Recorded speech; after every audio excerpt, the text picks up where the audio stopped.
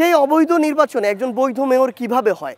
ইশরাক ভাই তার মেয়র হওয়ার দাবিতে যে একটা মানে রাজপথে একটা আন্দোলনের মতো করলেন, এটা কিন্তু তার একাই তিনি এটা করেননি। প্রথমে তিনি এটা স্বীকার করেননি যে এটা তার, কিন্তু পরবর্তীতে তিনি নিজে ওইখানে গিয়ে একসাথে আন্দোলন করেছেন।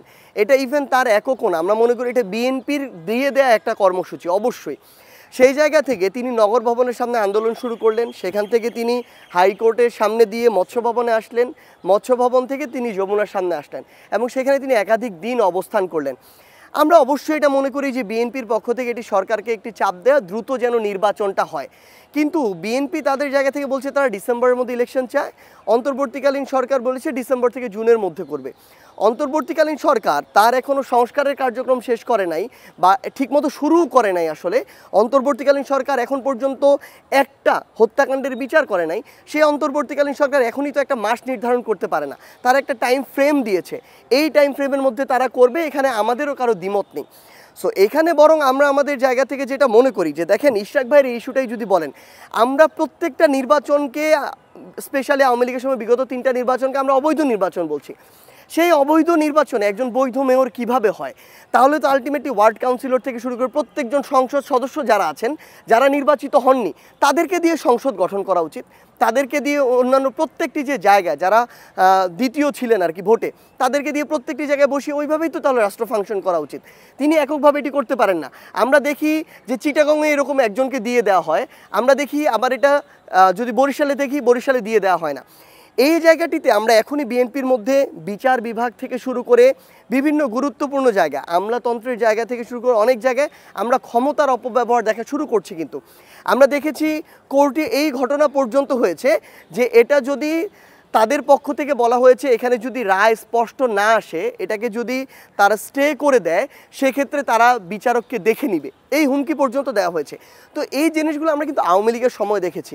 তারা বড় রাজনৈতিক দল, তারা কোর্টে ক্ষমতার অপব্যবহার করবে, তার রাজপথে তাদের এই জনসম্পৃক্ততাকে কাজে লাগিয়ে ক্ষমতার অপব্যবহার করবে, তাহলে তো কোনোদিন এই সরকার ভালোভাবে ফাংশন করবে না। সো এখানে বিএনপির নির্বাচন সবচেয়ে গুরুত্বপূর্ণ তাদের কাছে। সো তাদের তাহলে প্রধান উপদেষ্টার সাথে বসে ডিসেম্বর থেকে জুন তিনি বলছেন, তারা ডিসেম্বর বলছেন, কাছাকাছি সময়, স্পষ্ট এই একটা মাসে প্রধান উপদেষ্টার কাছে তাদের মাস চাইতে হবে। এটার জন্য তারা নির্দিষ্ট কোনো একটা দাবিতে যমুনার সামনে চলে আসবে, যমুনাকে ব্লকেট করে রাখবে। আমরা মনে করি এটা অবশ্যই এই যে চেষ্টাটা, এই চেষ্টাটা কখনো ভালো চেষ্টা না, এবং এই চেষ্টাটা আসলে রাষ্ট্রকে ভালোভাবে ফাংশন করতে দেয় না। আরেকটা জিনিস লক্ষ্য করেন, আমাদের ভাই, আমাদের সহযোদ্ধা সাম্য হত্যা হয়েছে, আমরা সাম্যের বিচার চাই এবং দ্রুত সময়ের মধ্যে দেখতে চাই। কিন্তু ইভেন আমাদের সাম্য, আমাদের এই সহযোদ্ধা ঢাকা বিশ্ববিদ্যালয়ের পাশে সোহরাওয়ার্দী উদ্যানে এই ঘটনা ঘটেছে।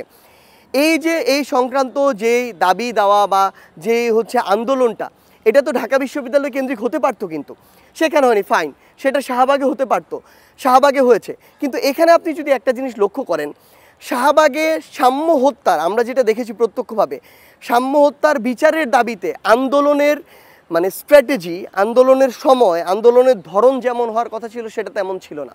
সেটা ছিল শাহবাগকে ব্লকেট করে সরকারকে একটা চাপে রাখার বিষয়।